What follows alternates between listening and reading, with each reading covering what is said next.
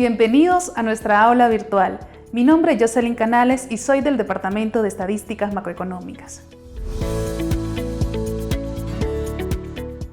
El día de hoy abordaremos el tema de la deuda externa.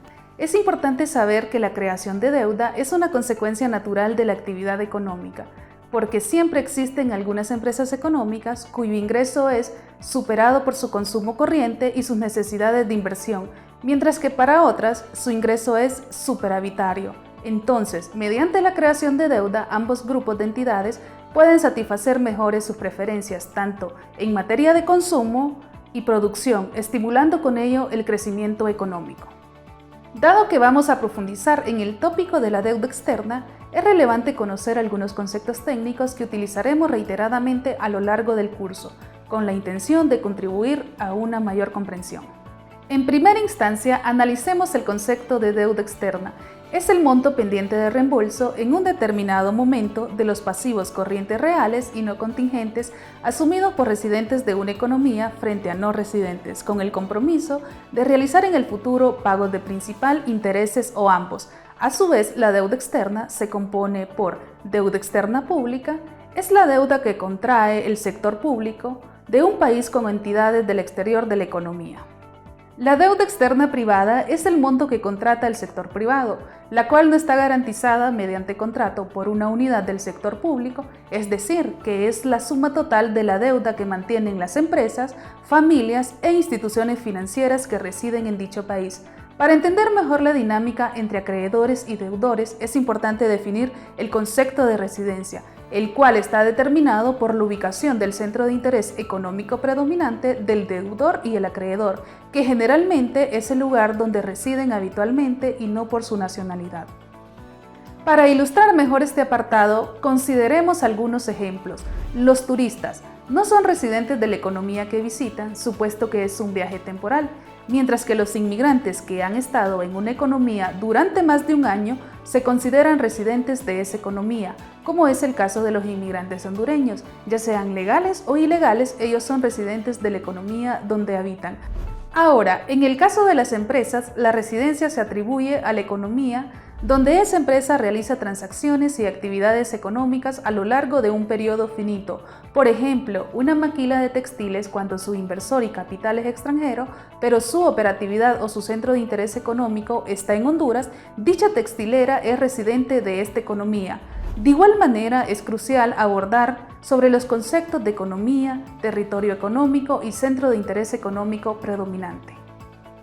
Una economía es la extensión territorial compuesta por unidades institucionales. Según la guía de deuda externa, son las siguientes: el gobierno general, la autoridad monetaria o banco central, sociedades captadoras de depósito, excepto el banco central, y otros sectores. Ahora precisemos en el concepto de territorio económico. Es la zona que se encuentra bajo el control efectivo económico de un solo gobierno. Puede ser cualquier zona geográfica sobre la cual se necesiten estadísticas e incluye la zona terrestre, incluidas las islas, el espacio aéreo, las aguas y los enclaves territoriales. Por ejemplo, embajadas, consulados, bases militares, zonas especiales como las zonas de libre comercio, entre otras.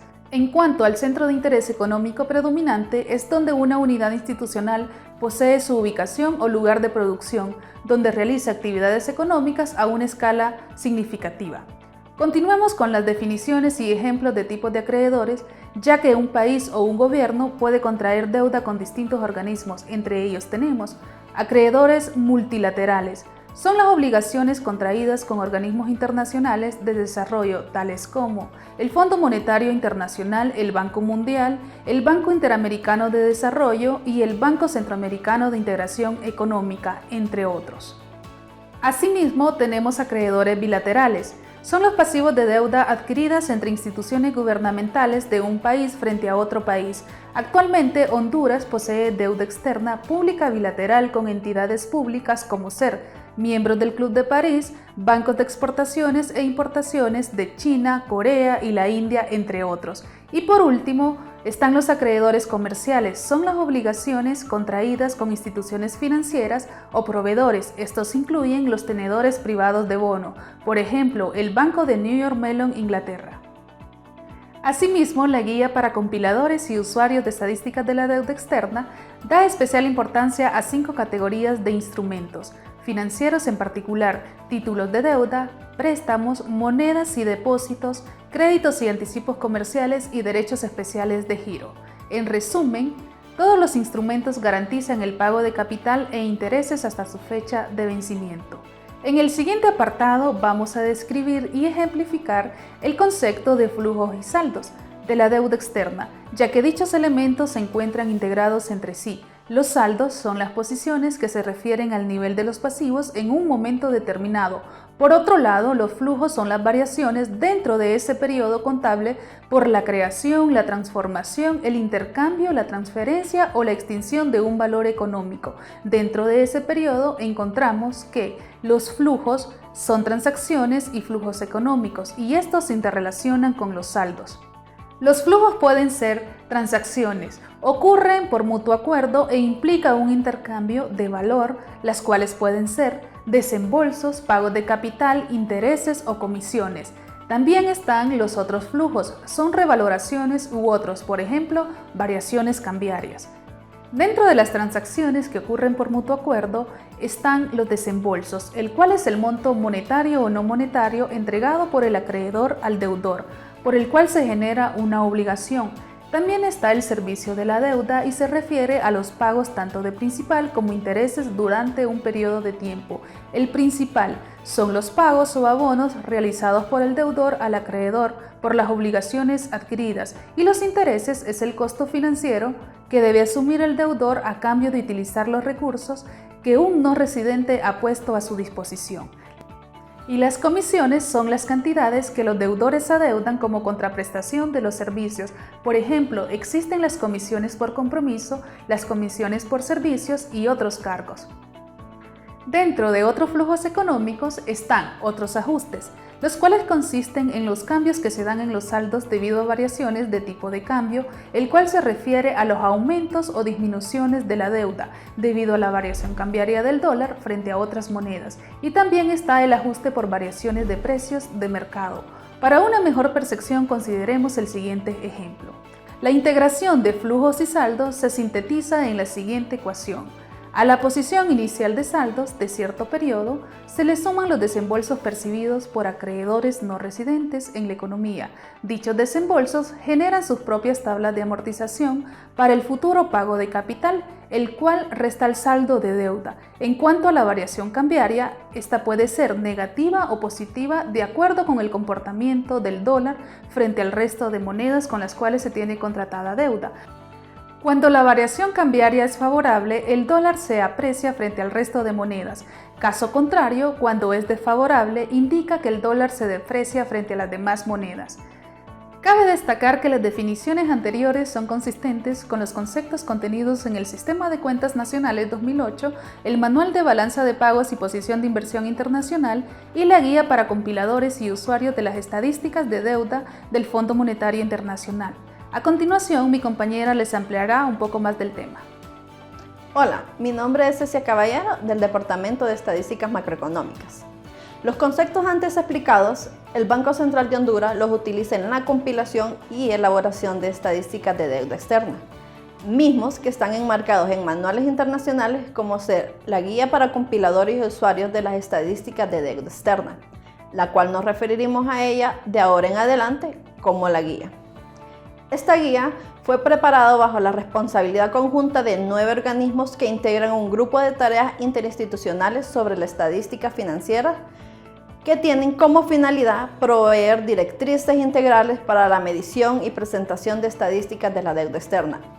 Estos 9 organismos son Fondo Monetario Internacional, Banco de Pagos Internacionales, Secretaría de la Conmebol, Organización para la Cooperación y el Desarrollo Económico, Banco Central Europeo, Club de París, Naciones Unidas, Grupo del Banco Mundial y la Eurostat. Pero, ¿cómo surge esta guía? Surge por la necesidad de contar con información sobre la deuda externa que sea exhaustiva, confiable y comparable a nivel internacional para beneficio de las autoridades, los mercados financieros y otros usuarios de las estadísticas. Pero, ¿cuál es su finalidad? Está claro que es necesario medir y vigilar la deuda externa, es por ello que la finalidad de esta guía es ofrecer un asesoramiento sobre los conceptos y definiciones que fueron explicados anteriormente y la clasificación de los datos sobre la deuda externa, mismos que veremos más adelante. Número 2, las fuentes y técnicas de compilación de estos datos y número 3, el uso analítico de datos. La guía se formula además recomendaciones para la compilación de estos datos para uso de fines estadísticos. Es así que la guía pretende ser de utilidad tanto para los compiladores como para los usuarios de las estadísticas de deuda externa. Se puede decir que la intención de la guía es contribuir al mejoramiento y a una mayor comprensión de las estadísticas de deuda externa. La guía también está dentro de un marco conceptual para los compiladores de las estadísticas de deuda externa basada en el Sistema de Cuentas Nacionales SCN 2008, mismo que fue detallado en el apartado de Cuentas Nacionales, pero podemos recordar su definición como un marco estadístico que representa un conjunto integral, coherente y flexible de cuentas macroeconómicas para la formulación de políticas y análisis de investigación. Asimismo, está enmarcado en la 6ª edición del Manual de Balanza de Pagos y Posición de Inversión Internacional, detallado en el apartado de Balanza de Pagos, y se define como el marco estándar para las estadísticas sobre las transacciones y posiciones entre una economía y el resto del mundo. Es importante resaltar que la comparabilidad entre estos incrementa un valor analítico y la fiabilidad de los datos que permiten establecer interrelaciones con otras series de datos macroeconómicos afines y realizar comparaciones entre países de manera precisa y coherente. Ahora abordaremos la segunda finalidad de la guía, como ser las fuentes de información, mismas que abordaremos desde dos puntos de vista: deuda externa pública y deuda externa privada. El Banco Central de Honduras utiliza 3 fuentes de información para la recolección de datos primarios, utilizados para la realización, la medición y la presentación de las estadísticas de deuda externa pública, como ser el Sistema de Gestión y Análisis de Deuda, SIGADE. El SIGADE es un sistema computarizado, diseñado y empleado para proporcionar información oportuna a los países en desarrollo y al grupo de la gestión de la deuda. Dicho sistema tiene origen en Ginebra, Suiza, en 1995 y es administrado por la Conferencia de las Naciones Unidas sobre el Comercio y el Desarrollo. Recordemos que este es un organismo que es el que participa en la preparación de la guía. El SIGADE es de suma importancia porque permite a los usuarios el seguimiento de la evolución de la deuda. El manejo del SIGADE en Honduras está a cargo de la Secretaría de Finanzas, quien administra dicho sistema. Como segunda fuente de información de la deuda externa pública está la Secretaría de Finanzas, ya que esta es la institución del Estado responsable de la formulación, coordinación, ejecución y evaluación de las políticas relacionadas con las finanzas públicas, presupuesto general de ingresos y egresos de la República y lo relativo con la deuda pública. Y como tercera y última fuente de información está el Departamento de Operaciones Cambiarias del Banco Central de Honduras. Dicho departamento realiza y registra las operaciones cambiarias en divisas y son exclusivamente de carácter internacional. Es aquí donde se efectúan los asientos contables, que se registran los depósitos por desembolsos del sector público, así como las operaciones del pago de servicio de deuda externa generada en divisa y en moneda nacional.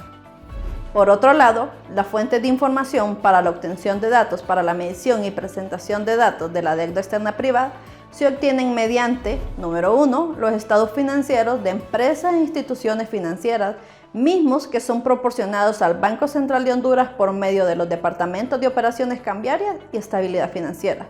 Número 2, las encuestas económicas realizadas de forma trimestral, semestral y anual por el Departamento de Gestión de Información Económica del Banco Central de Honduras y otras fuentes como ser los estados de cuenta enviados de forma mensual por el Banco Centroamericano de Integración Económica, BCE.